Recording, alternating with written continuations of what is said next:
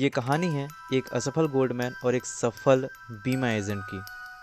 सफलता का एक आम कारण यह होता है कि लोग अस्थायी पराजय के बाद मैदान छोड़ देते हैं। हर असफल व्यक्ति ये गलती कभी न कभी जरूर करता है। Are you Derby uncle gold rush के दौरान में सोने की खोज के अभियान में जुट गए। वे सोने की खुदाई के लिए पश्चिम दिशा में गए। वे नहीं जानते थे कि धरती के नीचे जितना सोना छिपा है उससे कहीं ज्यादा सोना इंसान के विचारों में छिपा है। वे तो खुदाई के उपकरण लेकर जमीन के एक टुकड़े में खुदाई करने में लग गए।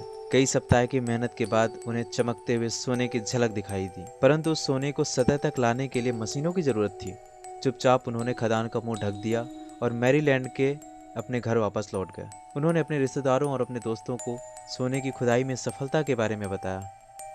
उन्होंने मिलकर मशीन खरीदने के लिए आवश्यक धन जुटाए। अंकल और डार्बी खदान पर काम करने के लिए वापस लौटे। कच्ची धातु के पहले खेप को एस्मेल्टर तक पहुंचाया गया। उन्हें यह पता चला कि उनकी खदान कोलोरेडो की सबसे बढ़िया खदान थी। कच्ची धातु के कुछ खेपों में ही उनके सारे कर्ज उतर जाते। फिर बारी आती भारी मुनाफे की। खुदाई करने वाली मशीनें नीचे जा रही थी। डार्बी और अंकल की आशाएं आसमान छू रही थी। तभी अचानक कुछ ऐसा हुआ, सोने की झलक गायब ही हो गई। वे इंद्रधनुष के आखिरी सिरे पर आ गए और सोना अब वहां नहीं था। वे खोदते रहे इस आशा में कि एक बार फिर सोने की झलक दिख जाए, परंतु उनकी मेहनत बेकार गई। आखिरकार उन्होंने मैदान छोड़ने का फैसला लिया। उन्होंने एक कबाड़ी को मशीनें कौड़ियों के मोल बेच दी।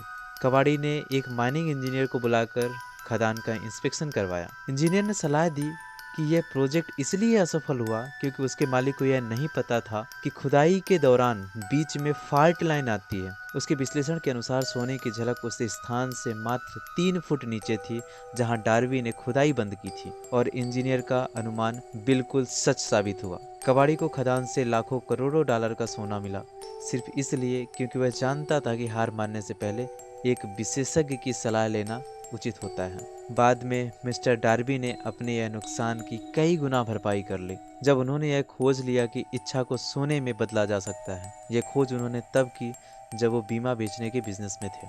उन्हें याद था कि उन्होंने सोने के 3 फुट दूर ही हार मान ली थी। डार्बी ने इस अनुभव से सबक सीखा और वे अपने नए बिजनेस में खुद से यह कहते थे, मैं सोने के 3 फुट दूर रुक गया था, परंतु जब मैं लोगों से बीमा खरीदने के लिए कहता हूँ तो मैं सिर्फ इसलिए नहीं रुकता क्योंकि उन्होंने ना कह दिया। डार्बी ऐसे चुनिंदा लोगों में से एक बन गए जिन्होंने हर साल $1 मिलियन से अधिक का बीमा बेचा। उन्होंने सोने की खदान के बिजनेस के हार मानने के अनुभव से जुटे रहने का सबक सीख लिया था। किसी भी इंसान के जीवन में सफलता आने से पहले उसके जीवन में अस्थायी पराजय या असफलता जरूर आती है। जब आदमी पराजित हो जाता है तो सबसे आसान और तार्किक रास्ता यही होता है कि मैदान छोड़ दिया जाए, और ज्यादातर असफल लोग यही करते हैं। इस देश के सबसे सफल 500 से ज्यादा लोगों ने यह बताया है कि उन्हें महानतम सफलता उस मोड़ पर मिली जब वे हार चुके थे, और हारने के बिंदु में एक कदम आगे ही सफलता उनका इंतजार कर रही थी। असफलता बहुत चालाक और मजाकिया किस्म की होती है।